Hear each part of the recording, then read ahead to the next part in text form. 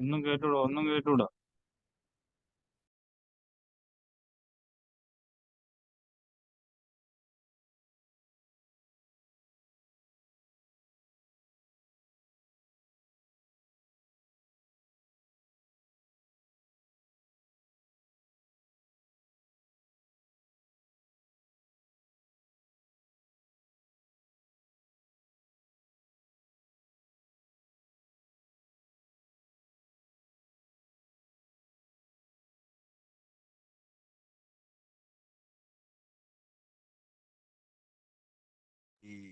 Dr. Gibson and students and the faculty from St. Dominic's College, Kanjurapalli, my beloved students, colleagues, ladies and gentlemen. I was expected to interact with the students from SD College, which I couldn't do because of the poor infrastructure of Kerala. Apparently, they left from Kanjurapalli at 6 o'clock. They should have been here at 9:30, but they reached only by around 10:40, 11, something like that. Our schedule was that I interact with them at 10 o'clock to 10:30. Then I join with the meeting with uh, Chandrasekhar sir and GN Rao sir, sorry, or Govind Rao sir. So I couldn't interact with you, but I will take 1 minute to talk to students because after this I have another meeting with an EU attaché. So I just want to ask one question to the students. They are all economic students. I know they are, Kanjurapalli is a very, you know that. Kanjurapalli, Central Travancore, the heart of Central called Meenachil Taluk. Yeah, beautiful place. Very smart people, in fact. That's the most important thing. And what is the most important resource of a modern economy? Have you heard about resources? What is the most important resource in a modern economy? Factors of production പഠിച്ചിട്ടില്ലേ? അപ്പൊ അതിനകത്ത് ഏറ്റവും പ്രധാനപ്പെട്ട ഇന്നത്തെ resource എന്താണ്? റബ്ബറാണോ? എന്താണ്? Human, professors are not asked to, yeah. They said, yeah. You said human resource. You are right. Actually, in this world, nobody is wrong. That's the way I believe it. In my view, the most important resource of the modern economy is knowledge. And knowledge is embodied in human capital. And then what is the most important process? Rubber tapping ആണോ? ആണോ? Rubber tap ചിലപ്പോൾ കുടുങ്ങിയിരിക്കുക അല്ലേ? എന്താണ് most? Mining, manufacturing, education. You are right, but you are not wrong. Learning is the most important process. Capital is the most important resource. Sorry, knowledge is the most important resource. Then most important process is learning. ലേണിങ്ങിന്റെ പ്രധാനം എന്താണ് ഇങ്ങനെ learning നടക്കുക? മഗ്ഗപ്പ് ചെയ്യാത്ത ആരെങ്കിലും ഉണ്ടോ? കാണാപ്പാടം പഠിക്കാത്ത ആരെങ്കിലും ഇവിടെ ഉണ്ടോ? കാണാപ്പാടം പഠിക്കാത്ത കുട്ടികൾക്ക് മാർക്ക് കൊടുക്കുന്ന ഏതെങ്കിലും അധ്യാപകനുണ്ടോ? ആരുമില്ല. എത്ര കണ്ട് നിങ്ങൾ കാണാപ്പാടം പഠിക്കുന്നോ അത്ര നിങ്ങൾക്ക് മാർക്ക് കൂടും. അപ്പൊ നമ്മുടെ ഗുലാത്തി ഇൻസ്റ്റിറ്റ്യൂട്ടിലെ ഇതെന്ന് വെച്ചാല് learning is quintessentially an interactive process. നിങ്ങൾ ആരോട് എവിടെ വെച്ച് എങ്ങനെ ഇന്ററാക്ട് ചെയ്യുന്നുവോ അതാണ് നിങ്ങളുടെ ലേണിങ്ങിനെ നിശ്ചയിക്കുന്ന ഘടകം. ഹാർവാർഡിലുള്ള ഒരു കുട്ടി, ഒരു PhD സ്കോളർ, അയാളുടെ ഇന്ററാക്റ്റീവ് സ്പേസ് എന്ന് പറഞ്ഞാൽ ഇന്റർനാഷണൽ ആയിട്ടുള്ള അയാളുടെ പിയേഴ്സ് ആയിരിക്കും. GREയിൽ 98, 99% കിട്ടിയ കുട്ടികള്, പിന്നെ എല്ലാ ഹാർവാർഡിൽ മറ്റേ യെയിൽ നിന്നുള്ള പ്രൊഫസേഴ്സ്, എല്ലാ IB യൂണിവേഴ്സിറ്റിയിൽ നിന്ന്, കേംബ്രിഡ്ജിൽ നിന്ന്, ഓക്സ്ഫോർഡിൽ നിന്ന്. അങ്ങനെയാണോ നമ്മുടെ ഇവിടെയുള്ള ആൾക്കാർ ഇന്ററാക്ട്? നമ്മൾ ആരോടെ ഇന്ററാക്ട് ചെയ്യുക? നമ്മൾ നമ്മുടെ അധ്യാപകരോട് മാത്രം ഇന്ററാക്ട് ചെയ്യുക അല്ലേ? അപ്പൊ നിങ്ങളുടെ സ്പേസ് ഓഫ് ഇന്ററാക്ഷൻ വർദ്ധിപ്പിക്കുക എന്നുള്ള ഒരു ഉത്തരവാദിത്വം, ആ ഒരു പ്രാധാന്യം കണ്ടാണ് നിങ്ങളെങ്ങനെ വേറെ സ്ഥാപനത്തിലേക്ക് നിങ്ങളുടെ അധ്യാപകർ എത്തിച്ചിരിക്കുന്നത്. ഞാൻ അവരെ മുക്തകണ്ഠം പ്രശംസിക്കുകയാണ്. അതുപോലെ തന്നെ എത്തിച്ചേർന്ന് നിങ്ങളെ ഓരോരുത്തരെയും ഒരിക്കൽ കൂടി വെൽക്കം ചെയ്യുന്നു. ഇന്ന് ഇനി എൻ്റെ കടമയിലേക്ക് കടക്കുകയാണ്. My job is to welcome the distinguished speakers of the day. And here again, by accident, you are getting a chance to listen to and interact with two prominent people who have proven in their life the topmost positions. To begin with, we have the seminar is going to be chaired by Sri K. M. Chandrasekhar. ആരെങ്കിലും ഞാൻ ചോദിക്കുന്നില്ല ചോദ്യം ചോദിക്കാൻ പാടില്ല എന്ന് എനിക്കറിയാം ചോദ്യങ്ങളല്ല ഉത്തരങ്ങളാണ് ഈ ജീവിതത്തിൽ ആവശ്യം ചോദ്യങ്ങളാണ് കേട്ട പ്രധാനപ്പെട്ടത് most important thing is to raise right questions. Sri K. M. Chandrasekhar is, Kerala cadre IAS person, IAS, and he got into civil service at a very young age in 1970 batch, and he rose to the topmost position as cabinet secretary, directly reporting to Dr. Manmohan Singh, and it was not for 1 or 2 years, almost 4 years. It's a very rare accomplishment that any civil service person could aspire and expect in this country. Not only that, he has had very highly coveted positions in the international plane, and like member India's ambassador to WTO in Geneva. You know that WTO you are aware of. And in WTO, the decisions are essentially taken not on the basis of voting. It is done in a very through discussion, through negotiation, and therein you need a diplomat of only very high order. He is not an IFS person, he's an IAS person who was deputed. You should be knowing why he was deputed, because of his unique capabilities. And, he was also, worked as the vice chairperson of Kerala State Planning Board. During that period, in fact, he's because of his vision for development of the state, they have prepared a Kerala's vision document for 2030 in collaboration with the National Council of Applied Economic Research.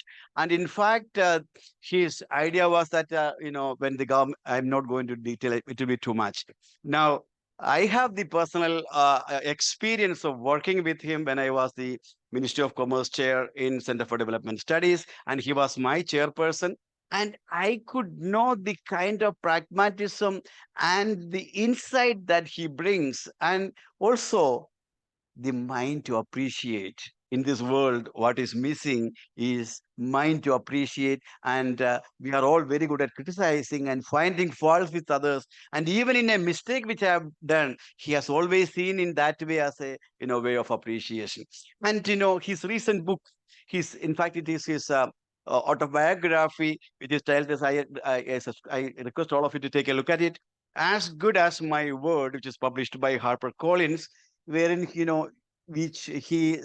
it describes how an young boy who wanted to be a train driver. In fact, I wanted to be a driver. In fact, in my life, this is my ambition. When teacher asked me in the 8th standard, I told I would like to be a driver. Why? I told I can drive and look, see all around the world. And how a person aspired to become the big driver of the biggest vehicle, became the driver of one of the biggest democracy, in that sense of the term. That is the story of As Good as My Word. I can go on and on. And he was, in fact, was honored by government of Kerala by the award in Kerala Award. And I forgot the name of the award, Kerala Sri Award, that is given by Government of Kerala in 2023 in respecting his contribution to the state of Kerala and all India. Sri K. M. Chandrasekhar, it is with a whole lot of affection and a lot of appreciation and love. In fact, the most important thing that you hold, I think, is the kind of concern that you show to Gujarat Institute of Finance and Taxation, and you are kindly agreeing to be with us as one of our distinguished fellows. I take this occasion to warmly welcome you to this meeting and to chair this meeting. And we have with us Professor Govinda Rao, who is going to speak on a very, very interesting topic. I think first time I'm hearing someone speaking about this topic, that we are, India is today dreaming higher. Once upon a time we have been shining. Now we are actually dreaming. Actually, we need to dream. In fact, this is what Dr. Abdul Kalam, a former president, has taught us, and we are actually dreaming. And he's going to talk on the topic of India, a developed economy by 2047. By the time you all will be, maybe something like my age. Professor Gomdrau, he is currently the counselor at Takshashila Institute. He is also an advisor at the Center for Public Policy, Indian Institute of Management, Bangalore, and emeritus professor at National Institute of Public Finance and Policy. And the earlier positions that uh, he has held, and the academic accomplishments that he has to his credit make him indeed an envy of any academician. He was the director of Institute for Economic and Social Change in Bangalore. Thereafter, then he moved to Delhi, where he was more than 10 years the director of National Institute of Public Finance and Policy, and where he had, in fact, significantly influenced our national economic policy making, and member of the Prime Minister's Economic Advisory Council, member of the 14th Finance Commission. And in fact, I must also say that he is, in fact, 14th Finance Commission is the finance commission that has raised the state's share from 32% of the net tax revenue of the central government to 42%. So no reason why, Professor, no reason we can definitely say that Professor Rao is the darling of Indian states, because he worked for the states, and in wherever he speak for the states, because in this country it is the states which are nearer to the people, and with just 37% of the total revenue of the country, they are discharging responsibilities, and the expenditure, they meet something like 60%. So, and I can go on and on. He has written 19 books and on various aspects. His recent book is actually a textbook for others, as studies on Indian public finance. And he has also another interesting book, the make many other books, among them the recent one, Making of Miracles of Indian States, jointly with Aravind Panangaria, who is the chairman of the 16th Finance Commission, and they were classmates in Maryland in the younger days. So I can go on and on in the lack of time. I'm very happy that the most important position that he holds, and his heart is actually in gift. And that is, thank you very much for agreeing to be with us as our distinguished fellow, and guiding us. In fact, the manner in which we guide our students and my younger faculty, as we have no word to appreciate that, and thank you for that. So thank you very much for agreeing to deliver this lecture on the most timely and provoking topic. And I welcome all of you to this meeting, and request Sri K. M. Chandrasekhar to chair and conduct the proceeding of this meeting.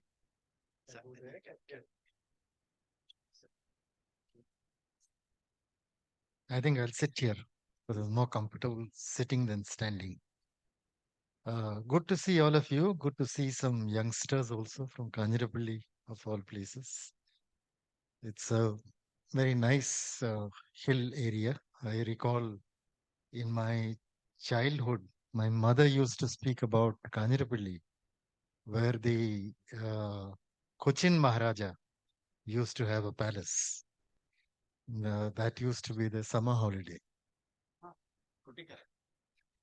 Kutikana. Okay. Travancore. Kanjirapalli. Anyway, it's good to be here again in the institute of in the Gulati Institute, because as I have been saying and boring all these people for a long time, this institute was started by me when I was finance secretary of Kerala. So from then onwards, it has grown to this size, and it's able to give its learning and education to so many youngsters who I hope will prove to be real assets to this state and to this country. In fact, when CDS was started, Center for Development Studies, we never thought at that time that it would reach such heights that at one point of time, we had both the finance minister of Jammu and Kashmir and the finance minister of Kerala from who were students of CDS, who were earlier students of CDS. So it's done well, and I'm sure this institution, under the dynamic leadership of uh, Dr. Joseph, is also proving its mettle today. Now, it's a very interesting subject that Professor Govind Rao has chosen. As a matter of fact, 2047, the Niti Aayog is now preparing a project on this. It's called Vikasit Bharat, which they call Viksit Bharat. This is not the first I'm hearing from, first talk I'm hearing on this. I had heard Arvind Virmani, the he was the he's a member of the Niti Aayog. In my time in Delhi, he was the chief economic advisor, and he made a speech. But basically, that was more on the present growth that has been achieved in recent times and how that has changed the concept of India. So 2047, what is really going to happen is something that is still very much in the air. But I don't really see why India should not be a, a higher reach a higher level of development by 2047, because I think we are growing well. There is we grew very well, if you recall, from 2003 to 2008, and then we had the setback in 2008 2009 when the global economic crisis hit us. Thereafter, we were a little indiscreet in in the beginning, in the next few years. And instead of withdrawing the stimulus packages which we had already prepared and implemented, we decided to bring in more stimulus packages, which created a state of inflation. Now that is behind us. COVID is behind us. You see, I don't believe that the Indian economy is really dependent so much on government patronage. Indian economy has a high degree of resilience, which is independent of government. So unless the government tries to do something to stall the growth, it will happen automatically. All the factors for growth are there. Manpower, which Dr. Joseph was referring to, that has gone up significantly in its ambition, in its entrepreneurial skills, in its knowledge, in its abilities. Education at the higher level has gone up.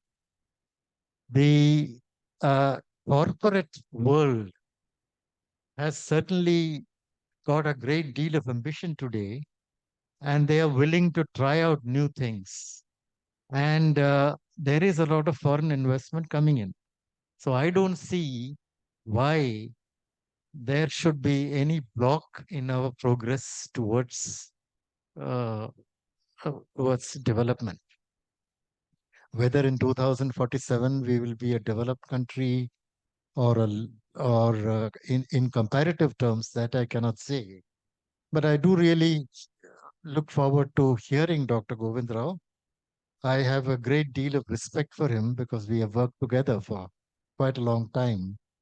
And I think his knowledge of public finance today is unmatched in the whole country. So I would really appreciate Dr. Joseph for having got him so firmly into the world of the Gulati Institute of Finance and Taxation. So I hope you will all enjoy this lecture. Please do ask questions because that's very, very important that you fully participate. And I hope Dr. Govindraj will also ask you some questions in the middle so that you remain alert all the time. Thank you very much.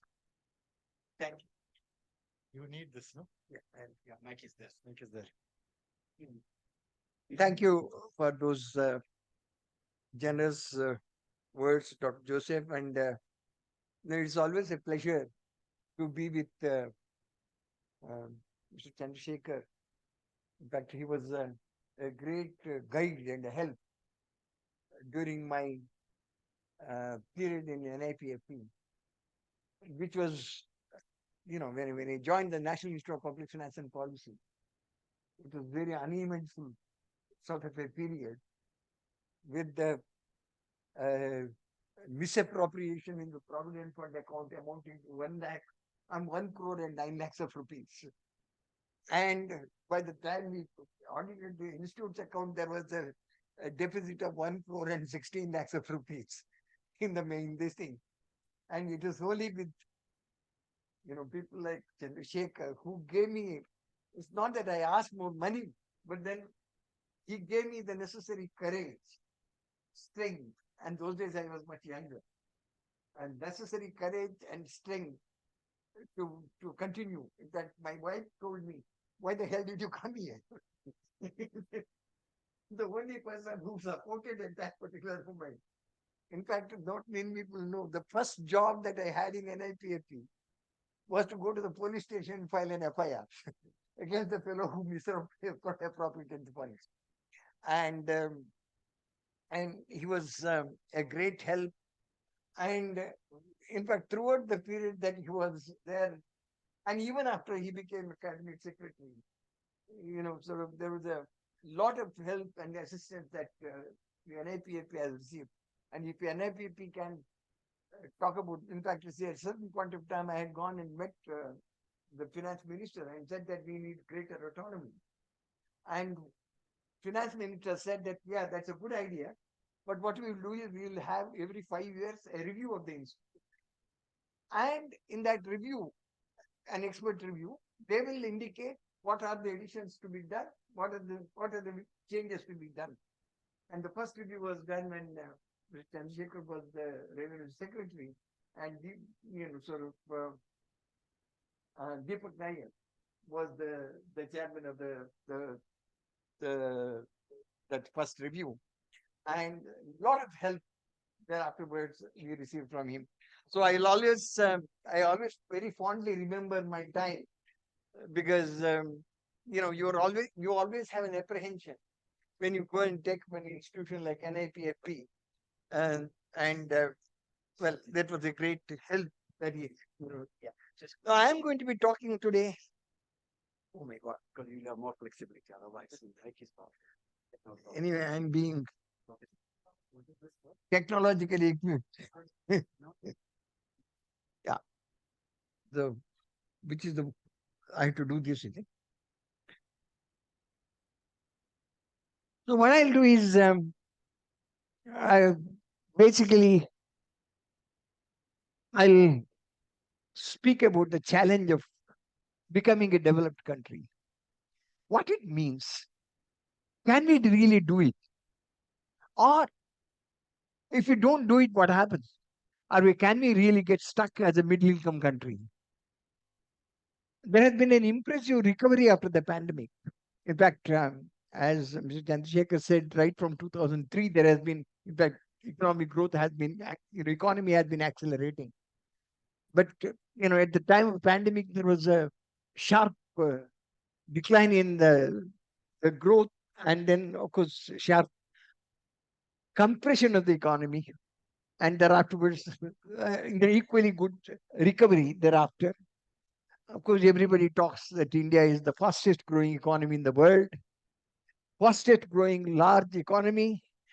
Of course, the government of India has been claiming that this is the 5th largest economy and marching towards the 3rd largest economy in the world, etc., etc. So, it is natural that people want to, in fact, the Prime Minister wants to say that by the centenary year of independence, we should be considered as a developed country. So we should know what it means to be a developed country. And it's an aspirational target. There's nothing wrong with putting an aspirational target, but the question is, how do you really get it? Can we meet this aspirational challenge? What does it take to be a developed country? What are the risks and what are the challenges? And what are the macroeconomic and structural reforms that are needed to accelerate the growth, required level of growth for being called a developed country?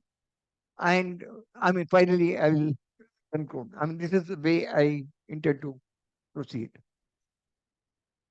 So there has been an impressive post-pandemic growth performance, as I mentioned. Um, Capital formation always is a major driver of growth in a slowing world economy.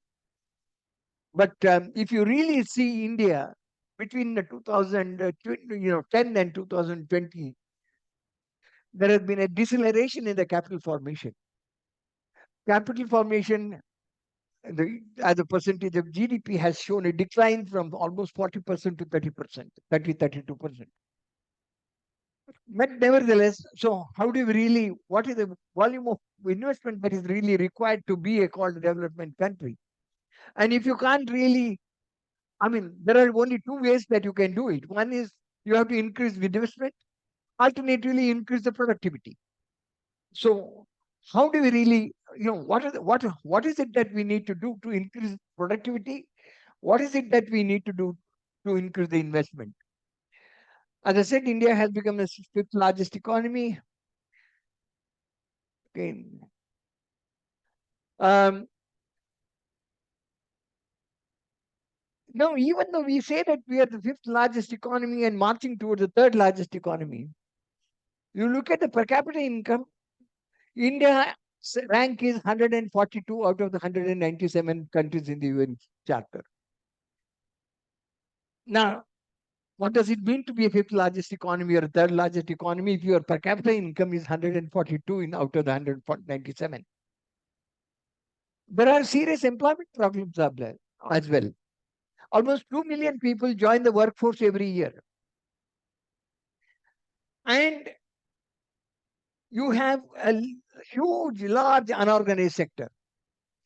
43% of the people are in agriculture. And agriculture produces somewhere about 14.5% of GDP. I mean, look at the per capita income in the agricultural sector. And look at the unorganized sector industry. 42% of the people are in unorganized industry. And 75% of them are in units with less than 20 workers. 75% of them in units with less than 20 workers. And they earn, their income level is 1/6 of the incomes of the organized sector persons. No, so you have this sort of a situation that is a prevailing situation. So you have employment problems, 2 million people additions to workforce every year, and then obviously there will be more and more people who will be released from low productivity agriculture and low productivity manufacturing. Now let us just take our growth performance. We had 50 to 81. Rajkrishna called it a Hindu rate of growth, but about 3.5, 3.7% growth, and per capita income growth was 1.6. The second phase was 81 to 82, 88. You had a growth rate of somewhere about 4.9. And part of the thing is because, there was a lot of, government activity in the in the second half of the 80s. Now, phase 3 is from 88 to 2003. Now you have there was a steady acceleration to 5.7. Phase 4 was, if you see 2003 to 14 period, average growth rate was 7.9 and per capita income growth was 6.3. And then fifth growth, the thing that includes, up to the pandemic year, that 1920, the growth was 6.9, the per capita growth was 5.6. And during the pandemic times, obviously, if you take the last 3 years, the growth rate was just about 4%, and per capita income growth was 2.2%. Now, when you talk about the highest growth rate, fastest growing economy, what does it mean? In fact, this is a table taken from the World Bank tables. Now, you see the growth rate.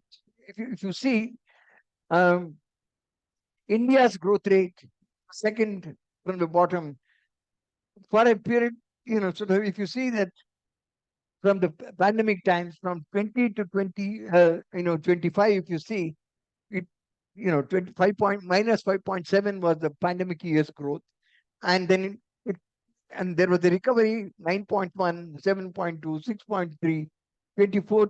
I mean, these are the projections. 23, according to World Bank, India will grow at 6.3, and that's not what the government of India says. Uh, and then our estimate is 7.3, but according to the World Bank estimate, because this is taken from the World Bank. So you see that India is the fastest growing economy. If you look at I mean, sort of various other point, this is the classification which the World Bank does. You have the advanced countries, you have the particularly the US, and in emerging countries, and so it, the overall scheme of things, if you see, India is the fastest among fastest growing large economies. So impressive growth performance despite unfavorable global headwinds. I mean, obviously, global growth is not very conducive. There are problems, and obviously, there are wars. There are supply side distortions, sort of disruptions. And despite that, India has grown reasonably well. Now, as I mentioned earlier, there has been an impressive growth rate since 2003-4. It is the fastest growing large economy. Now, what does a developed economy mean? According to the World Bank's definition, a developed economy basically implies that you should have a per capita income of $13,205. Per capita income of $13,205. Now, that means that India's per capita income is somewhere about $2,500. We need to gallop, increase the thing by 5.3 times to be called a developed country according to today's definition by 2047. What does it mean? It means that you have to increase per capita income in dollar terms at the rate of 7.5%. Per capita income in dollar terms, assuming a constant exchange rate, per capita income in dollar terms has to be increased by 7.5% every year, which means aggregate growth will have to be somewhere close to 9% on an average every year for the next 25 years. If you want to be called a developed country by 2047, I mean, this is what the magnitude of the problem that we have. Now, so the average growth rate will have to be somewhere about 25, for the 25 years, will have to be somewhere about 9%. And with a constant exchange rate. I mean, let's take that as well. This is not just that. There is a huge employment challenge. As I mentioned earlier, there are 2 million additions to the workforce every year. 44% of the people are in agriculture. They produce only 14% of the income. And 42% are in small enterprises. And in fact, when I sent this paper to Dr. Rangarajan, he called me back and said that, Govind, you also should know that is, I have written earlier that employment elasticity has been declining over a period of time. Okay. Now, I mean, of course, that's a point that he makes. I mean, in fact, this paper has been read by both Arvind Panagadia and Dr. Rangarajan. And both of them have given very detailed comments. And so the point is, small firms with less than 20 workers account for 75% of the employment in manufacturing. And they earn, as I mentioned, 1/6 of the wages of organized sector workers. And this is the sort of estimate that was put out by the Niti Aayog when, of course, Arvind himself was with the Niti Aayog. Now, the problem is that, if you really look at the comparison between China, the manufacturing sector average worker in a particular factory in China is somewhere about 1,000 plus. And we have a concentration of manufacturing, workers with less than 20, sort of 20. That really speaks about the lack of scale. That speaks about the inability to produce quality products, inability to be competitive, and inability to push your exports up. And then the OECD has a study which basically says that India's workforce has very low education and skill levels. 2/3 of the people in the 20 to 34 workforce have less than upper secondary education. This is a study by the OECD. Now, that means even less than 25% people have anything sort of, in the workforce are graduates or more. Now, when you have that sort of a situation, what you really have is a large number of unskilled people without really, with very low productivity, focused on small manufacturing units, catering to the domestic manufacturing, looking for always protection because they don't want any competition from somewhere, always looking for protection in one way or the other. And with that, we want to say that we want to become a developed country by 2047. So, so obviously, if you really, if you there was this thing, if you look at what is the volume of investment needed for this, the incremental capital output ratio, generally is taken, it has increased, it's about 5. That means that you do need to have at least 40% of GDP of the capital formation every year. So you need to increase the capital formation. There has been a decline over the years, as I mentioned. It used to be 40% in 2010, 2011. It has come down to 32% now. In fact, last year, if you look at 2023 numbers, it shows a little upward, sort of movement. But from 30, it has become 32. So gross fixed capital formation, we need to increase if you to assume, and if you assume an ICOR of 5, that means incremental capital. Either you increase the capital, as I mentioned, increase the investment, or you have to increase the productivity. Now, that's it all order. We also need to do a lot more work on that. And then, there is this, Raghuram Rajan came up and then said that now we need to focus on service sectors. Your manufacturing sector is not going to do the job. We can't do that. Service sector is not going to produce the number of jobs that is required. You don't have the skills, as I've already mentioned. 2/3 of the people in 20 to 34 workforce do not have the capacity to work in a high-paying service sector jobs. Now, so we need to walk on two legs. We can't walk on one leg of called services only.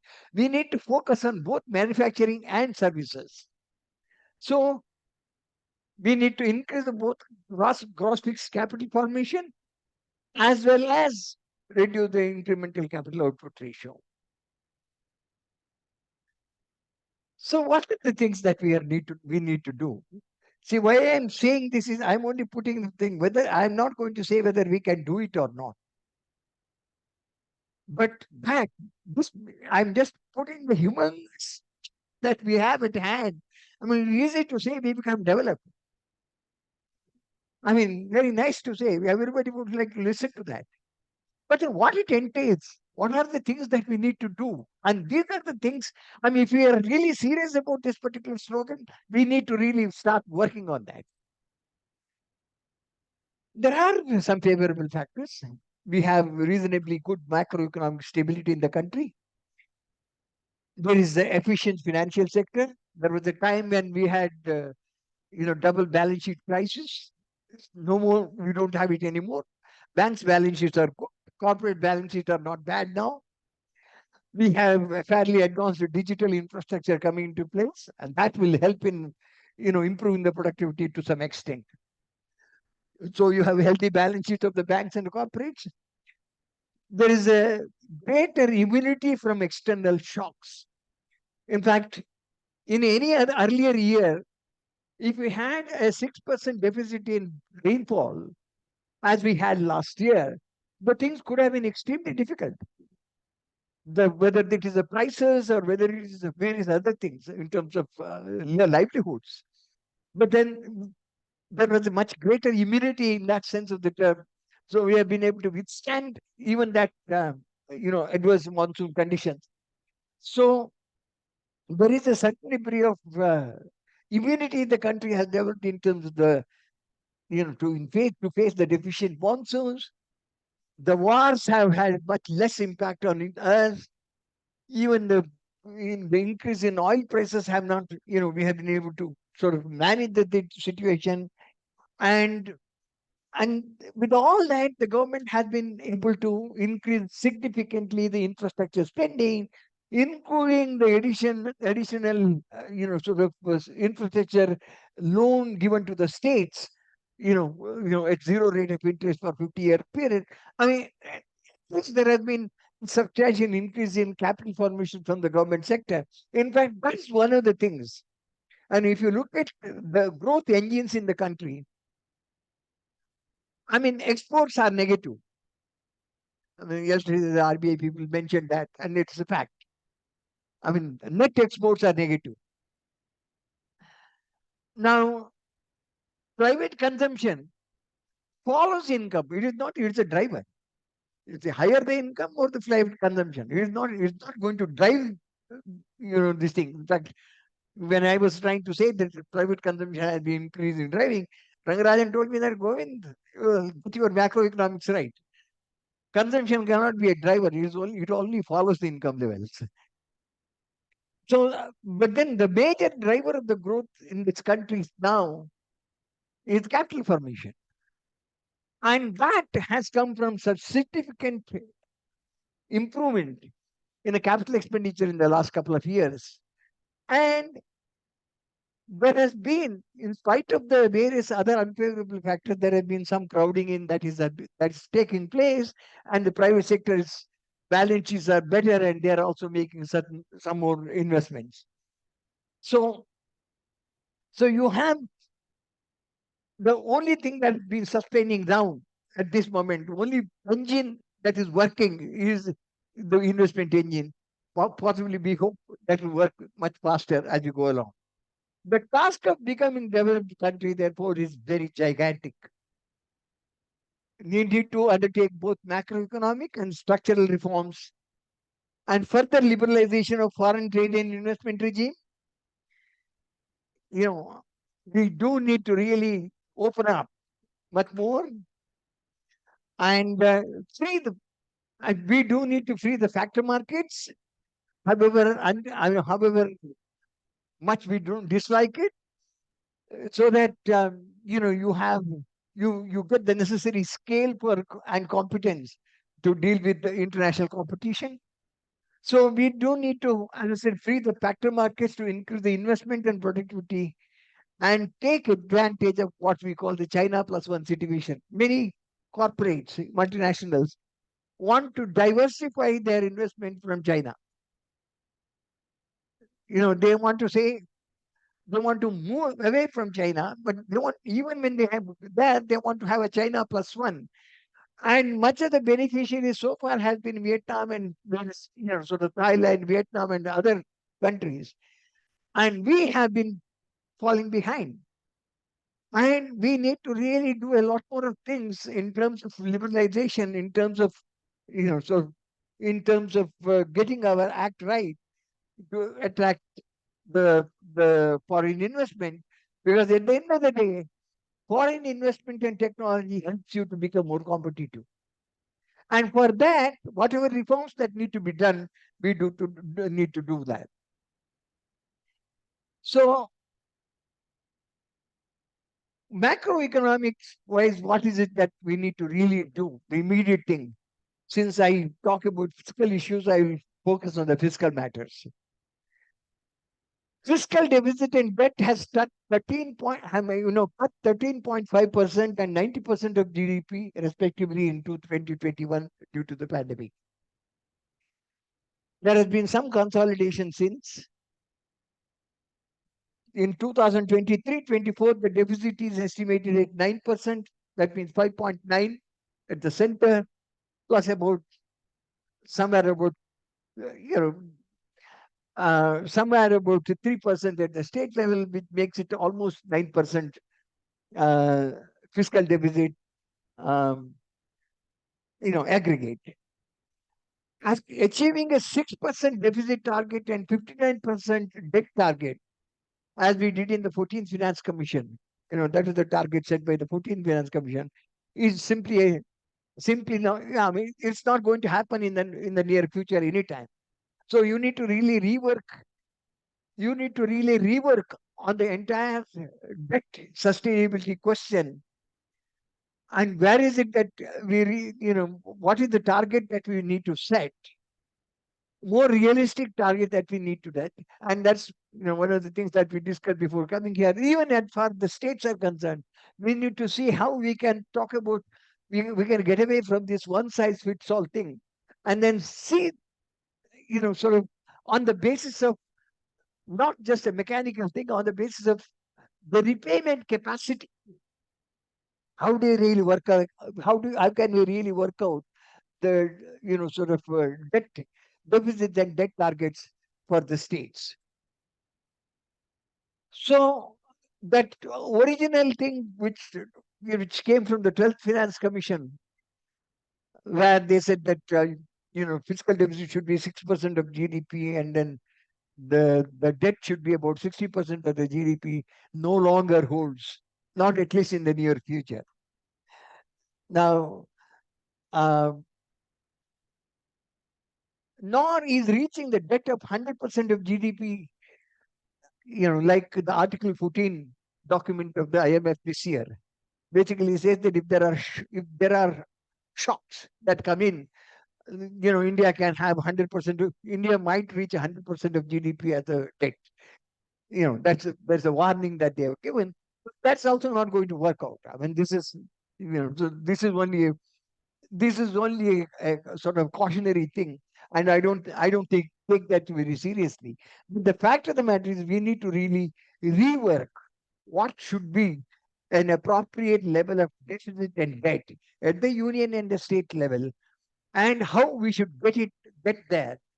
And one of the things that I mentioned yesterday was that household sector financial saving, which was about 10%, when fiscal deficit target was set at 6%, has come down to 5.1%. Now, there are other, sort of, favorable things like corporate savings rate possibly have increased, and to that extent. So, in other words, one needs to look at the savings components very carefully and rework the targets, both for the union and the state level, so that it is growth oriented but at the same time sustainable. That's the point that I'm trying to make. Now, of course, the Finance Commission has said that you should reach 7% GDP target by 25-26, but that would require an aggressive consolidation. It's now that is the 15th Finance Commission's recommendation, that we need to reach 7% of GDP aggregate. So it is necessary to build buffers. It is aggressive consolidation, but that is necessary. But at the same time, at a time when there is not much of an investment not taking place, we do need, it's the public investment that is pushing So we need to ensure that the investment doesn't decline. So there is a fine balance that the government has to find between fiscal consolidation and continuing sort of capital expenditure. That's something which needs to be done. That's a short-term issue. But even in the longer term, that is not going to stay. That is going to stay. So we need to be very careful about the fiscal balance, as and the choice between the fiscal balance and investment spending. So rule-based fiscal policy of the last 2 decades has not been successful, and lots of things have been done. Of course, the major culprit is the union government. Um, they have been shifting the goalposts, changing taking pauses, doing some creative accounting, a whole lot of things that they have been doing. I mean, not that the states don't do it, but then they have very limited freedom. Degrees of freedom are very little, whereas there is the union government has much more freedom. So changes in release, deviation from targets, suspension of rules, resorting to exceptional causes. Now, these things have created a sense of credibility. But I must say, with all that, at least in the last 3 budgets, there has been much greater transparency and much greater trust towards capital expenditure. I mean, this is all, you know. Now, we need, of course, the 15th Finance Commission said that we need 3 pillars for a 20th century proper fiscal management. There should be fiscal rules across all levels of government. There should be a scientific and comprehensive fiscal management system for timely and accurate reporting. And the third one was an independent fiscal institution to assess and advise on the first 2 pillars. And some or the other, sort of Ministry of Finance has confused that this independent fiscal institution, when we say, they confuse between the Office of the Controller and Auditor General and the independent fiscal institution that is being said in the Finance Commission report, and that's been, in fact, even the 14th Finance Commission made it. That we are talking about what is called the Fiscal Council. In United States, you have what is called the Congressional Budget Office. You have the office called the Office of Budget Accountability in the UK. In Australia, they call it a Parliamentary Budget Office. And many other countries, they call it a Fiscal Council. This Fiscal Council is an independent fiscal institution appointed by the Parliament and reporting to the Parliament. And it basically starts, I mean, the mandates vary. In fact, there are reviews by the IMF. There are about 30 to 40 countries which have these independent fiscal institutions. And those the study shows that where they have this independent institution, fiscal performance has been better. Basically, they start evaluating the forecasts. In fact, the first mistake that we do generally in the budgets is to do the wrong forecast. Now, once you do the wrong forecast and show higher revenue numbers, then you set higher targets for revenue. And obviously, the tax departments will go and then collecting this revenue, and they are not able to do it. And, in the case of India, for example, the income tax, they collectorates go about levying the tax, whether it is right or wrong, because there is a law which says that if you have a dispute, you have to pay 20% of the tax, and then you can go for the tribunal. So he collects his 20%. He knows that what he's doing is wrong, but then because he has a target to fulfill, and his performance is judged on the basis of how well he does that. So your first act of tax terrorism starts in a wrong sort of forecast of the tax. I mean, I must say, in the last couple of years, the forecasts have been more or less reasonable, but that's not necessarily the case elsewhere. So the independent commission will come and say whether the revenue and expenditure forecasts are realistic. Then it will And then, of course, politicians have this habit of making announcements without really bothering about what it entails as far as the expenditure is concerned. We talked about, that pension scheme, this pension scheme. So the finance fiscal council will work out what exactly does it mean in terms of the hard money. How much money, taxpayers' money will go for all the programs and policies that politicians come, with ruling party politicians come out with from time to time. And the third one is concurrent evaluation of what is happening. Control and Auditor General comes, does the post-mortem later, after the event is over. Anyway, so that's what has been said, but then Ministry of Finance is unwilling to they have not accepted that recommendation anyway. So fiscal rules, as I mentioned earlier, rules need a relook because household sector financial savings have declined.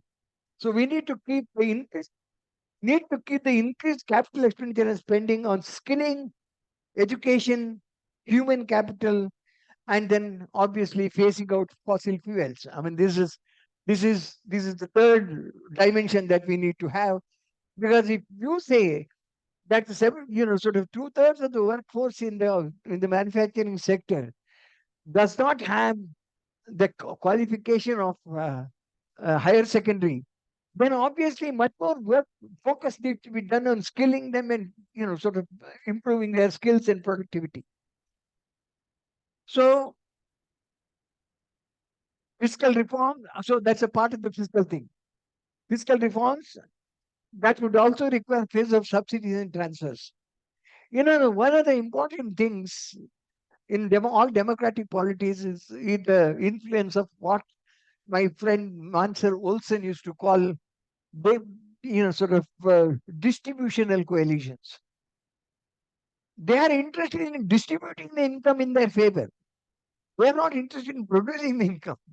They are coalitions to basically distribute the existing in their favor. If you have a wrong set of policies, they develop. Now, the entire scheme of food subsidy, for example, is the whole system of distributional coalitions, if you see it in totality. It starts with the determination of procurement prices. And then with the procurement price and the procurement, the operation of the Food Corporation of India, and finally culminating in what is called the public distribution system. And the difference between the cost of procurement, storage, transportation, minus the money that you get from the selling of the food grains is the food subsidy. Now, who gets it at the end of the day? Officials of the Food Corporation of India, big role is there. Apart from that, or the every year successfully they are saying that procurement prices should be increased. But suppose it is your intention to reward the farmers. Why don't you have started what is called the PM Kisan. Why don't you give cash transfers to them? Say, and then allow them to decide what fertilizers they want to use and where they want to sell. Allow the market forecast to function and with a certain amount of this thing. Do you really need such a max? Food subsidy works out to be somewhere about 2.5% of GDP. Your expenditure on education is just about 3% of GDP for the whole country. Expenditure on healthcare is 1.2% of the GDP for the whole country. We are talking about 2/3 of the people in the manufacturing sector not having education. So obviously we need to really look at it. Any subsidy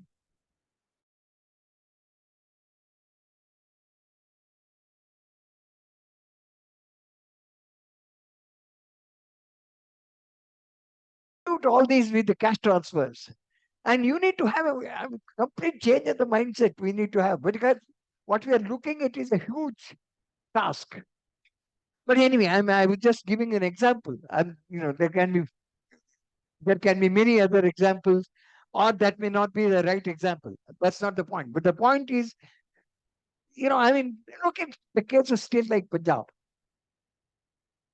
The power subsidy that they have works out to somewhere about 3.5% of their state domestic product.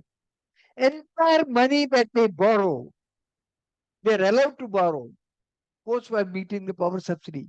What type of capital expenditure that they can do? The chief minister can come on the TV and then say that, oh, a government will come to you, you don't have to come to me. But that doesn't help at the end of the day in terms of producing what is required.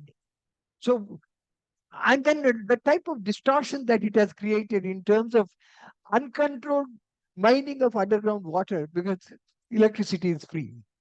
Anyway, these are much bigger issues which I don't want to get into at this stage. Now, there is the other major issue that comes up. Contentious, but we need to face it, which is the factor market reforms. Labor reforms and land acquisition are two major areas with political repercussions. Why is it that 75% of the workforce is in units, the industrial workforce is in units with less than 20 workers? Why is it that they are not competitive? The basic thing is that if you have more workers, there will be more inspectors coming to you. I mean, the several labor codes that were there were made into 4 labor codes now. And obviously, there was flexibility. Some of the states have implemented those. Up to 300 workers, you can do the hiring and firing. But the fact of the matter is that in most of the cases, that's not possible. And obviously, there are lots of other incentives for being small. Small is always beautiful, but unfortunately, small is not competitive. At the end of the day, if you want to be internationally competitive, you need to really have the scale. So you can't really have proper designs. You can't really have the scale economies that is proper technology, scale economies that you really, really require. So, as I said, if you want to walk on 2 legs, manufacturing and services, focus on services will not tackle the employment question. In India, the low-skilled labor and labor-intensive manufacturing is the key. So, labor-intensive manufacturing, if you want to have it, then obviously you need to have, textile, leather, many of these things. You see, we had a comparative advantage. Vietnam and Bangladesh have marched over us. In fact, these are the 2 countries which have taken much more. So the labor-intensive manufacturing has taken a beating. As I said, employment elasticity has been declining over time. As a 75% of the manufacturing workers is less than 20. This thing, a major deterrent is the labor laws. Merging 24 labor laws into 4 codes, there is a flexibility up to 300 workers now. But at the same time, the implementation is the key. Many states have not gone about implementing them. There's a lot of competition goes on for attracting investment. But then unless and until this is particular, a proper signal is given, the investment may not, private investment, particularly foreign private investment is not going to be easy. States with more flexible labor laws have seen better growth in labor-intensive manufacturing. There is an empirical study done by Poonam Gupta, Rana Hassan, and Kumar. This is a study that was done by the ADB, and so there are many more studies. I'm not talking about it, but then, as I said, now there has been some relaxation, but the implementation is the key. But that has political ramifications. Politically, it has not been easy. But then, if you really have to talk about reaching what your target, you need to bite the bullet. The other structural reforms I come into, as I said, manufacturing enclaves for scale and scope, we do need to have. We have 250 special economic zones in the country. Average size of the special economic zone in this country is 0.3 kilometers. Why do you want to call it a special economic zone? Just to take some advantage of certain benefits? The largest in India is Mundra, which is 396 kilometers. You contrast it with the Chinese Shenzhen enclave, which is 1,950 kilometers. The advantage is that you have a liberalized regulatory system, very few inspectors coming, get fast turnover of approvals and things like that, better infrastructure, better marketing facilities, greater flexibility in factor markets, faster clearances, better and the entire thing is export orientation. In fact, Arvind, in his 2018 book, basically talked about India should be having at least 5 to 6 large enclaves in coastal areas from where you can actually sort of focus on manufacturing. And I think that's something which manufacturing and then obviously exports. So that would reduce the compliance cost and the regulatory burden.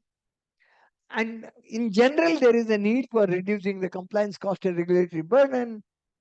And then also, you know, you say that the manufacturing is important, but then you also come up and say that small, you have a priority sector which is a small scale because it's employment intensive, but unproductive employment. Now, if you really want the small to become medium to become large, you can't be just going on protecting. Well, you can't go on extending protection to these. There is a need for small to graduate into medium to become large. The focus should be on exports, and we have at least since 2017, we have turned inwards. We have turned inwards. I will come to that in a little while. The tariffs have increased. I'll give some quantitative numbers. So, press on exports and avoid protectionism is one of the major things that we need to do in terms of structural reforms. International export experience underlines the need for an open economy to trust exports. Exports have been an important engine of growth in countries which have recorded high growth. Indian experience shows that share of global exports increased from 0.5% in 1991 to 2.5% in 2022. And that's also the period, there has been, if you look at it that way, it increased 5 times as a percentage of GDP. But the point simply is, even then it is just about 2.5% of GDP. Labor abundant India exports basically capital intensive products because many of these manufacturing units are unable to be competitive and export things. Increasing protectionism and PLI is not the answer. Simple average tariff in India has increased from 8.9% in 2010-11 to 11.1% in 2021. Tariff line about 15% increased from 11.9% in 2010-11 to 25.4% in 2021. The average MFN applied tariffs on non-agriculture products increased from 10% in 2015 to 15% in 2021. Doubling duties on labor-intensive products, electronics, communication devices, and imports because we want to do the import substitution. Now, at the end of the day, these are the essential things that are needed both in manufacturing and services sectors. So you want to increase the prices of these, and actually, sort of higher, lower, your exports will depend upon, saving the costs of these, but then you want to increase the cost because you want to, you want to reduce your imports on these. So this is a thing that we have learned. 50 years we learned, and then still we don't follow, we go back. I mean, my friend Arvind generally is a very great supporter of the government. But on this particular thing, he has been very critical. And he says that, I mean, in fact, his writings have very clearly shown that India needs to get back into more open economy. So we need to join major trading walks. This thing, I don't know what fear we have. We went and then walked all the way up to RCEP, and then we said no. There are foreign trade agreements that this thing they are still in the works. I mean, there have been one with Australia. Australia is a small country. There are only about 20 million people there. But there is a talk about that with the UK and the European Union, but nothing has happened as yet.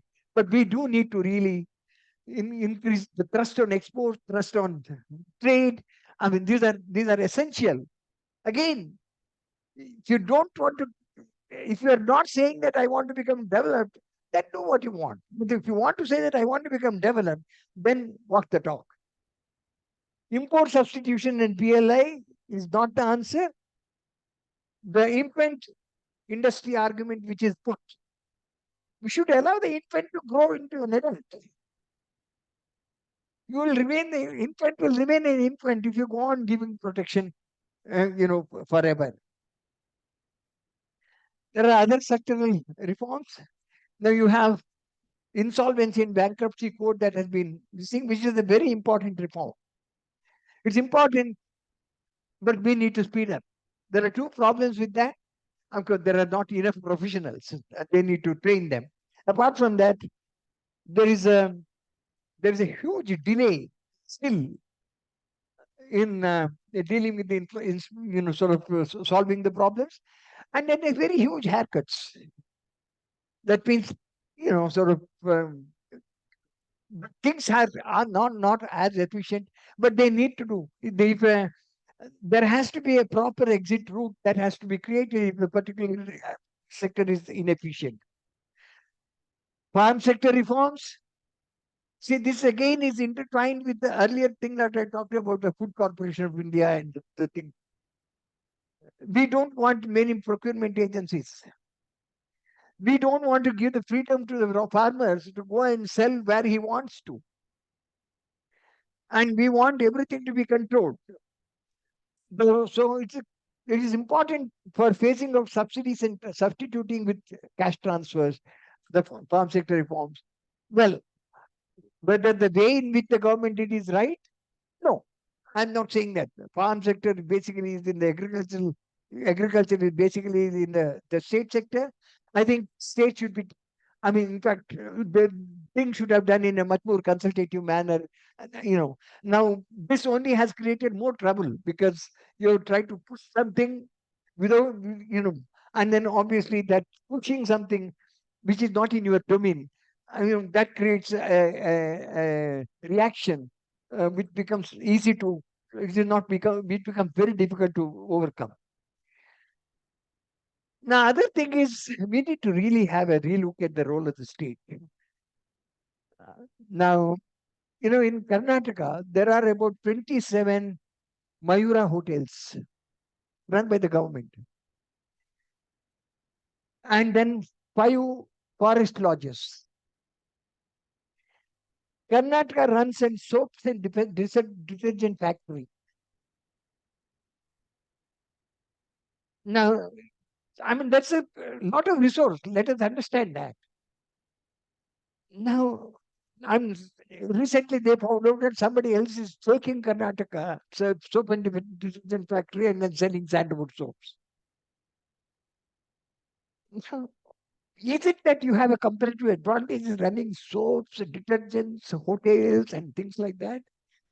What I talked about a particular state is true of many other states, it is also true of the union government.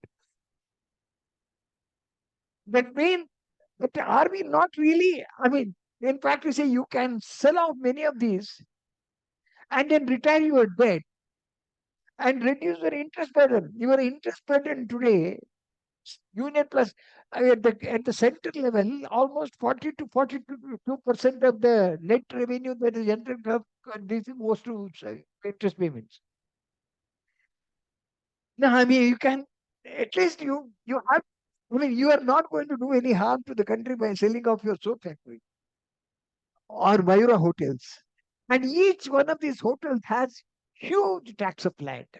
They're all in prized places like Hampi, Coorg. I mean, very nice places. And they will go sell like hot cakes if you sell it. Ashoka Hotel in Delhi. No, nothing can be done about it. They talked about, so we do need to look at the lower of the state.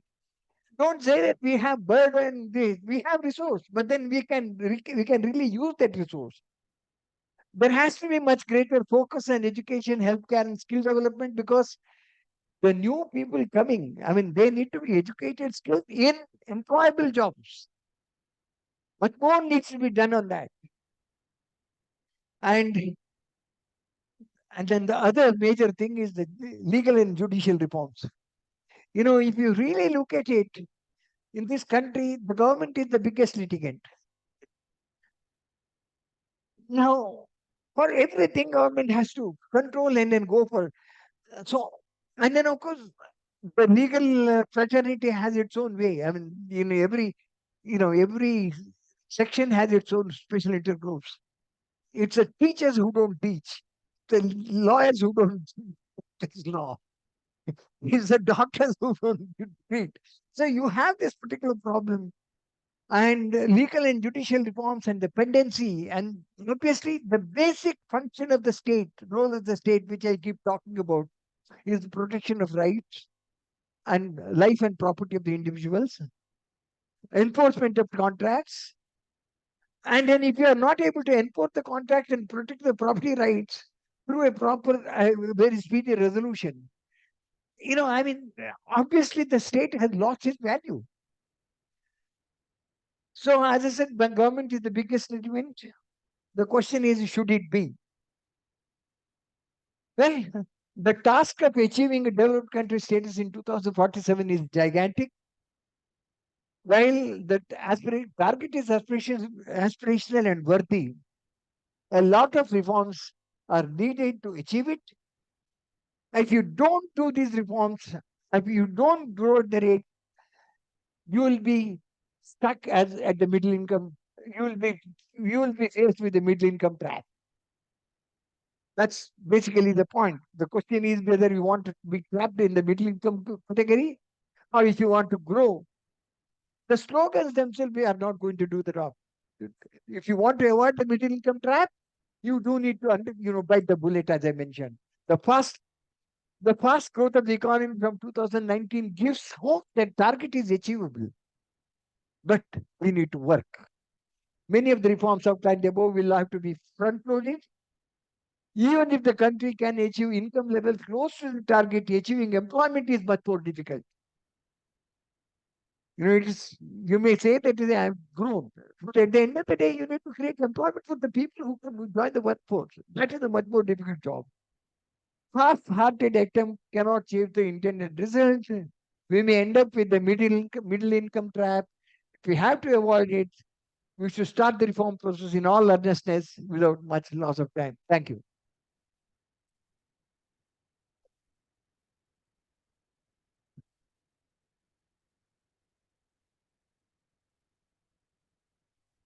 I think, I think this was a complete and total exposition of the challenges that face the country if we talk in terms of being a developed country in 2047. As he mentioned, we will have to push up our per capita income by 5 times, isn't it? 5.3. 5.3 times in order to achieve that. And for that, a great deal of capital will need to be invested. And a whole range of reforms will have to take place in the way in which we do things. And the unfortunate fact is, and he has mentioned that, we tend to go some steps forward and then come back some steps also. Like we decided to go forward on on allowing free imports, and then suddenly now they again see this is basically the same what we call today Atmanirbhar or Make in India is not very dissimilar from the Nehruvian philosophy. It's virtually the same. So we are not really going, I mean, if we are really going into a global environment, the situation, the policies that we follow have to be very consistent over a period of time, that, which is a point which he made. Now, I think I shouldn't speak anymore. I would like to speak much more because it's an area that interests me a great deal. And it's an area on which I've been working both in government and after I left government. But I would like now questions from you on how you think, what your response is.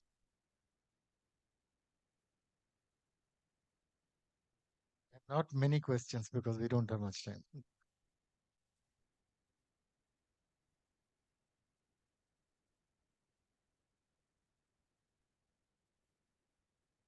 Can, can we have, sorry, Dr. Jose?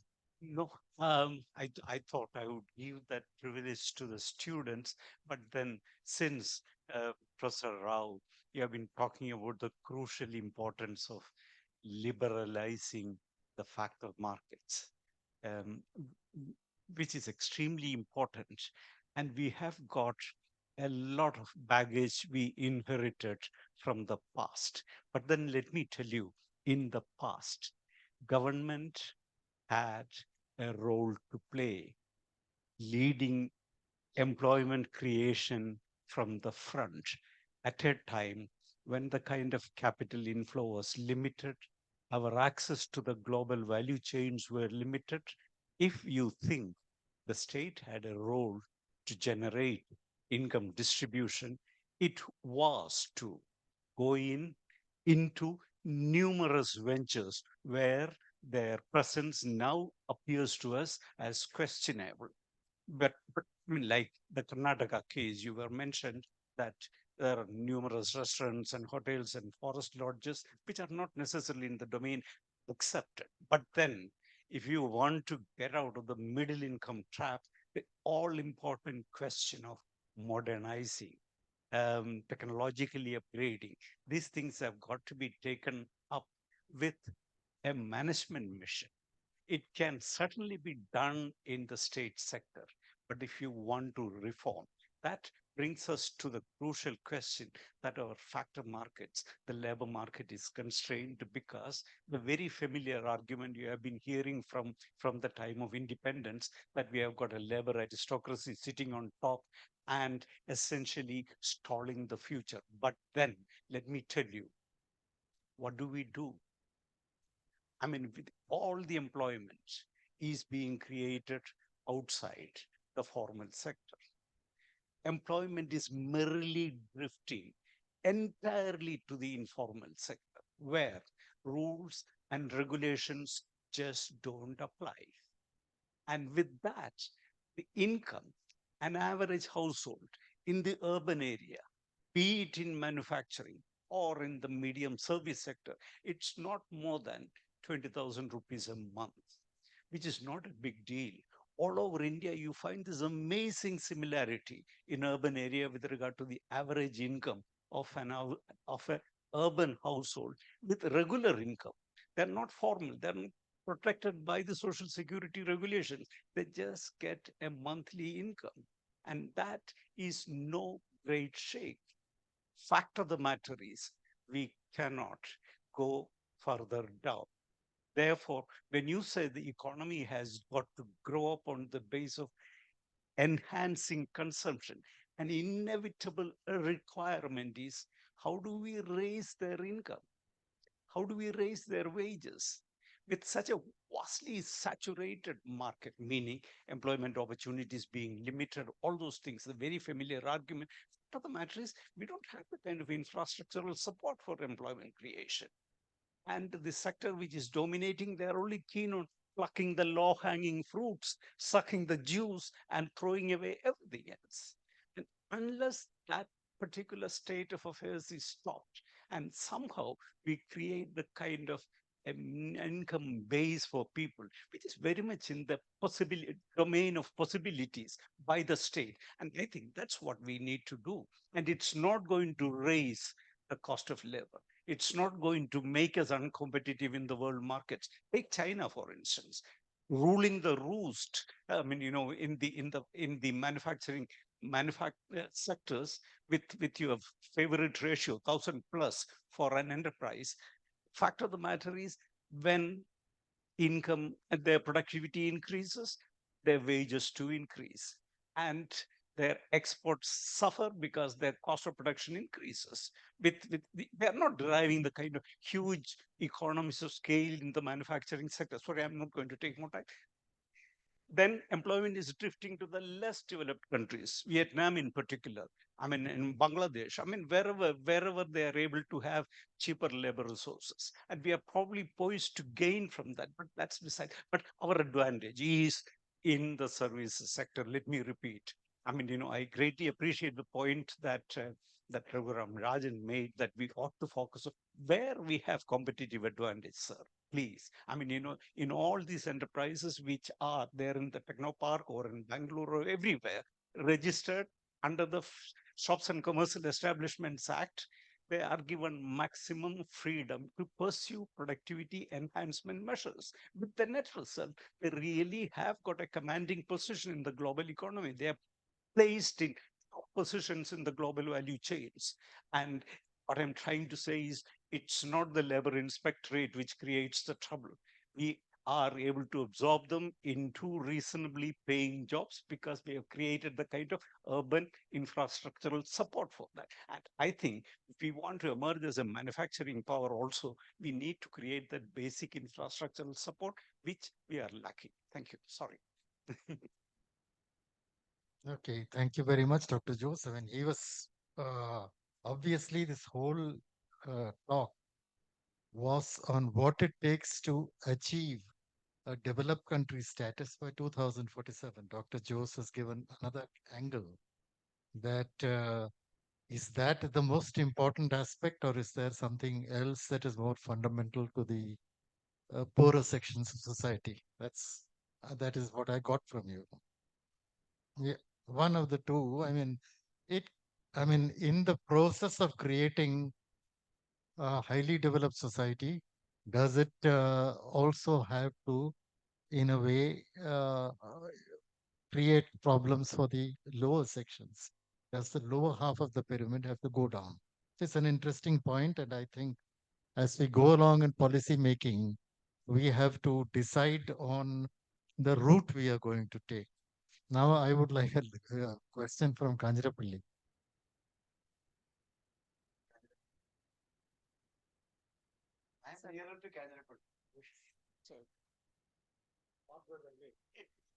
Sir,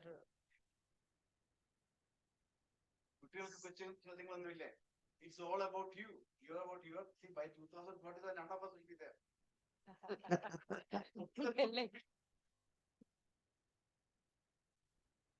sir, Sure, sorry. sir, let me ask two questions. One is on, you have mentioned that there are 5 phases of economic growth. So, what are the base of that division of those phases? And that's I mean, what. the classification has been done on the basis of where the inflection points are, not on the basis of any other thing. And I mean, of course, the last one is pandemic. Obviously, there's yeah, that's okay. yeah. And the second question is, okay, last 2 years, no, the capital expenditure of Government of India is on the increase. But when you look at the total expenditure, actually the revenue expenditure is declining. So I think, is it affect the consumption, the overall, no, the private consumption, everything? That will be the next question. See see any policy measure that we take. This is a general proposition. Any policy that the government takes, government has to see what the opportunity cost is. Okay, it is not that there is no opportunity cost. If you spend more on revenue expenditure, you will have to spend less on capital expenditure. Now the question is, if you spend more on redistribution, you have to spend less on capital formation. It is true that the market doesn't do the redistribution, the government has to do the redistribution. But then that has an opportunity cost. It has to weigh the opportunity cost and then come to, so how much I can do it for this, how much I can do that. If you take more employment by the government, if the government has an employment maximizer, you'll get less of infrastructure. There is an opportunity cost in every policy decision that you want to take. So it's a conscious decision. Here I have decided that they will spend more on revenue expenditure. That's a political decision. That's the conscious decision by the successive governments in this thing. And, that's true. But obviously, the capital expenditure doesn't, they work out. The infrastructure doesn't, there will be gaps. Because you don't have an unlimited access to resources. Now, you can say that, no, you allow me to borrow any amount of money. I mean, that's a different question. But the basic issue is the government has to, at certain point of time, in every policy decision, it has to weigh. It has to say which way we want to go. Now, you can do the entire thing on redistribution. Then what happens to the provision of basic public services? You have to really look at that. So what happens to infrastructure? So, there are states, look at what happened in Orissa. It's a poor state. Now, right from the beginning, the conscious effort was that they will not borrow more money. And they contain their, this is since the last 20 years. Today, their interest payment to revenue ratio is 6%. The interest payment to revenue ratio in Kerala is more than 30%. Now, now today, whatever, they create a huge amount of revenue surplus and they use it for capital expenditure.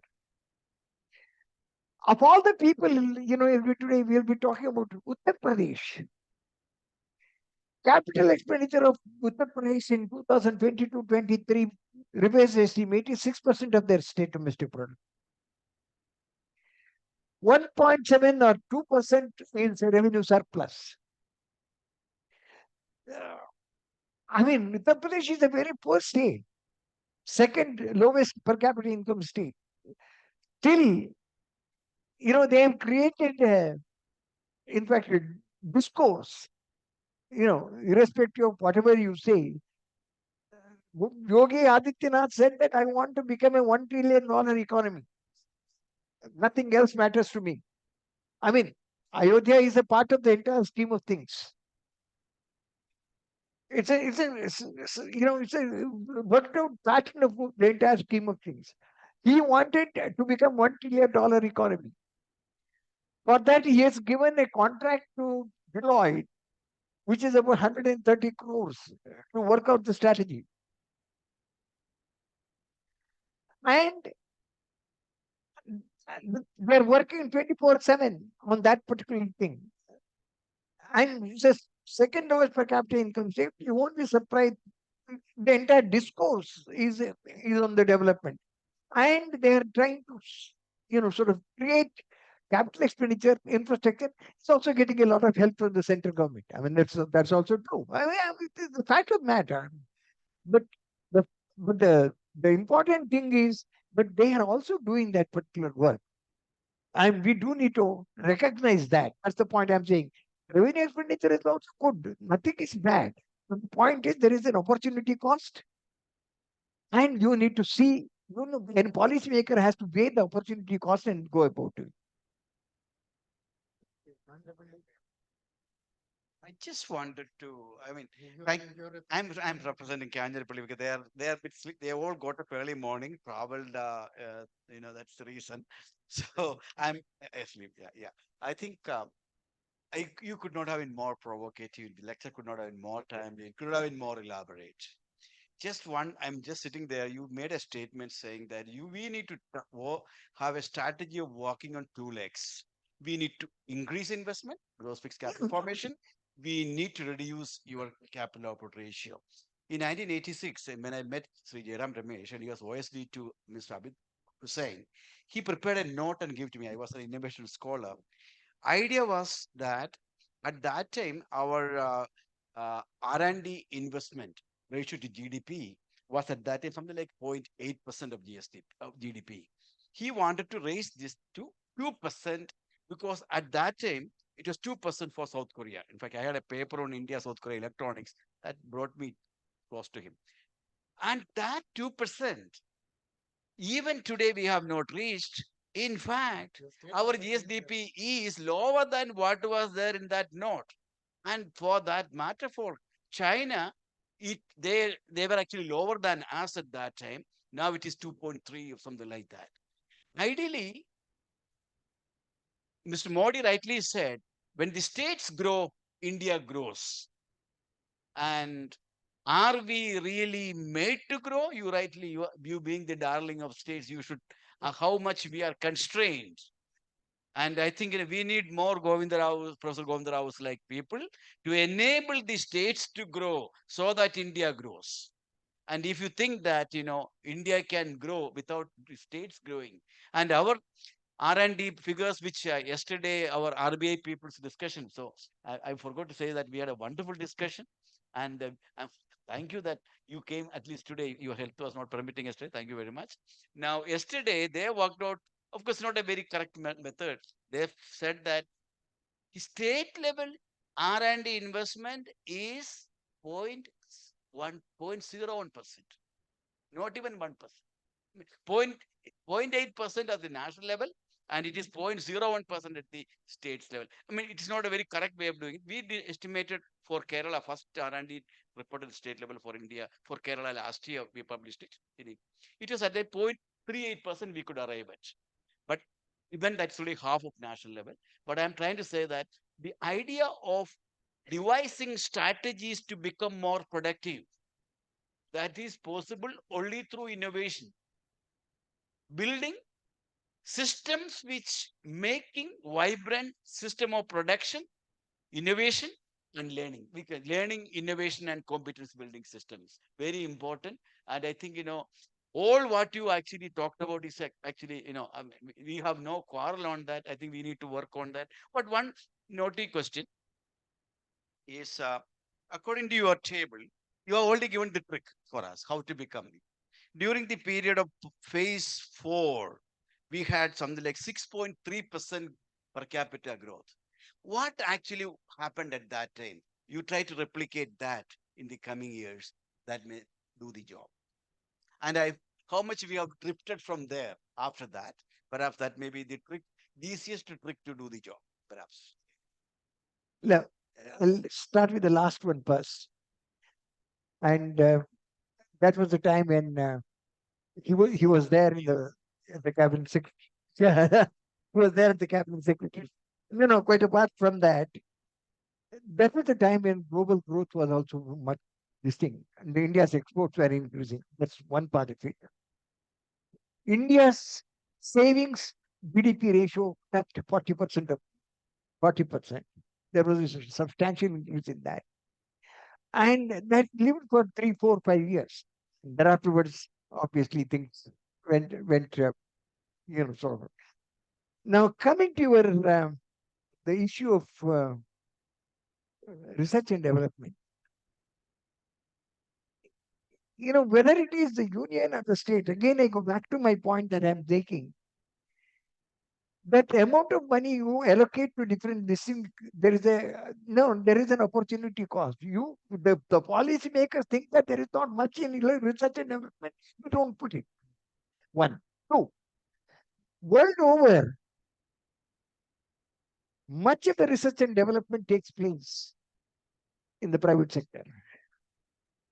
Particularly industrial research and development take place in the private sector. If you have a situation of domestic production and import substitution where you don't want to have this thing, and if you do not have an enabling environment in terms of patent production and various other things, you will not have money spent on research and development. Reliance doesn't care whether he should do the more research and development or not. In fact, there was somebody who was saying that Ratan Lal Tata was asked once, "Oh, the industrialists, they're like the Reliance and Tatas." Then he said that there is a difference. Reliance, Ambani is a businessman. I am an industrialist. Okay, the basic point is, unless and until you create a competitive environment, money will not flow for research and development. This, again, this is a job which is much left to the union government. You can't be spending money on atomic energy or space or any of these things at the state level. It's more. So quite a lot of the thing has to be done there. That requires a policy change, policy output. That's all that I'm trying to say. And creating an enabling environment and forcing the private sector to go now compete with the rest of the world. And that's important. Now, when I said this thing, walking on two legs, there are two things. One is, basically that the point that you made. The other is, you can't really say that I will only go by the services, because only the lowest skilled services possible only in transportation, tourism, and things like that. Otherwise, you really require high skilled, sort of high skills working. It's a very good, well-paying job. But the point is, you need to have the capacity to do that. And you have large number of people who are not educated. That's what I'm saying. OECD tells you that 2/3 of the people have distinct education level between 22 and 32, less than 34, less than higher secondary. Now, from that, Ayodhya can happen once. You can't have Ayodhyas everywhere and then tourism in transportation and jobs created from that. So you do need to have much more focus on skill development if you really want the services.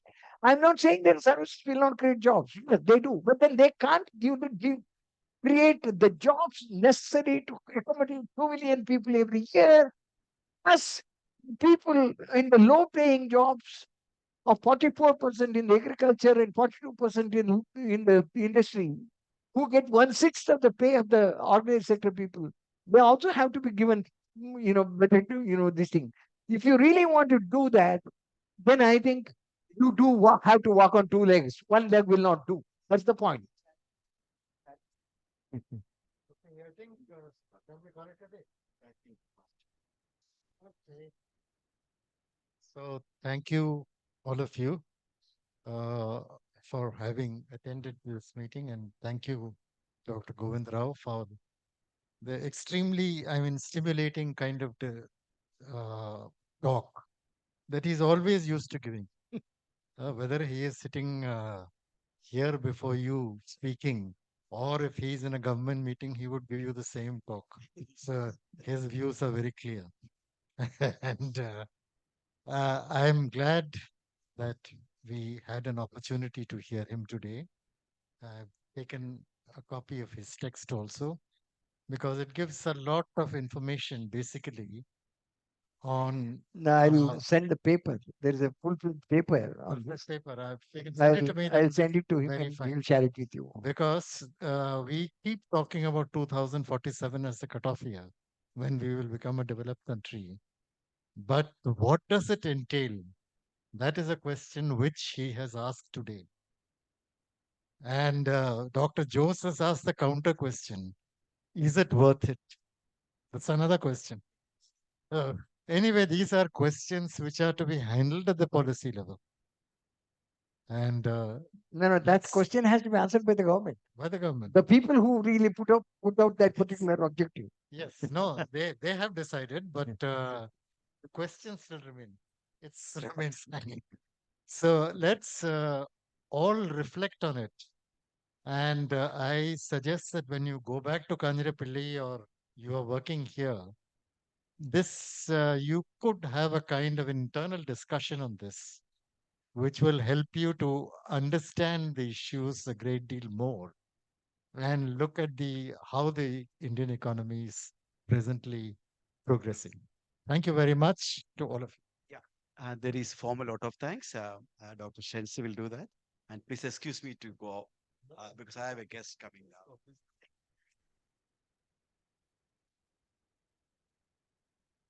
Respected Director, Professor Dr. K.J. Joseph sir, Chair of the session, Shri K.M. Chandrasekharan sir, our speaker for the day, Professor Dr. M. Govind Rao sir, Dr. A.B. Joseph sir, former Director of GIFT, and all dear participants. On behalf of the seminar committee, I stand before here today to express our heartfelt thanks to all those who gathered here, both in person and online. Firstly, I would like to thank our director, Professor Dr. K.J. Joseph, sir, for arranging a seminar like this and facilitating this enriching event. The academic community as a whole is thankful to you for the opportunity that we are getting to interact with such stalwarts in the field of economics and also in public finance.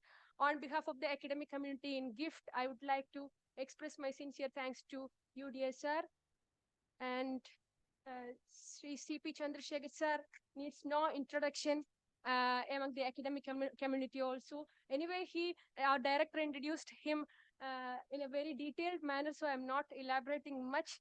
But of late, we are fortunate to have his frequent presence in the institute, in the academic initiatives of the institute also. I hope we will be able to leverage from his presence, from his academic interventions. Thank you, sir, for agreeing to chair the session. On behalf of the seminar committee and Gulati Institute of Finance and Taxation, I would like to extend my heartfelt thanks to you, dear sir. Next, I would like to thank the very important person of the session who delivered a thought-provoking talk on the Indian economy and future of the Indian economy, Professor Dr. M.G. Rao sir, Dr. M. Govind Rao sir. Not just this year, he visited us for 3 days in the past year too. Sir, we are immensely fortunate to have you in this institute and to interact with you. And we are hoping that we'll get more opportunity to interact with you in future too. On behalf of the seminar committee and Gulati Institute of Finance and Taxation, I would like to extend my sincere thanks to you, sir. So we had initially planned for a very smaller audience for the seminar, but upon the information that that a group of students from St. Dominic's College, Kanjirapalli, would be joining us, we changed the venue from GIFT boardroom to GIFT auditorium. So to accommodate you as well. We hope the seminar was highly beneficial for you also. Thank you for visiting the institute. And I would like to thank Dr. Gibson Verghese and the team for visiting the institute. Thank you, sir. We didn't have much time to interact. That is why the online participant didn't get enough opportunity to interact with. So sorry for that. And I am officially I'm thanking you on behalf of Gulati Institute of Finance and Taxation for being there, for listening the talk. Thank you. And I want to thank Dr. A.B. Joseph also for his presence and his important intervention. Thank you, sir. And lastly, I would like to thank all the faculty members, PhD students, administrative staff, technical team, and seminar committee members who worked very hard for make this event possible. Thank you all. Thank you so much. And we look forward to many more such enriching journeys of learning and collaboration in future too. Thank you once again. Thank you.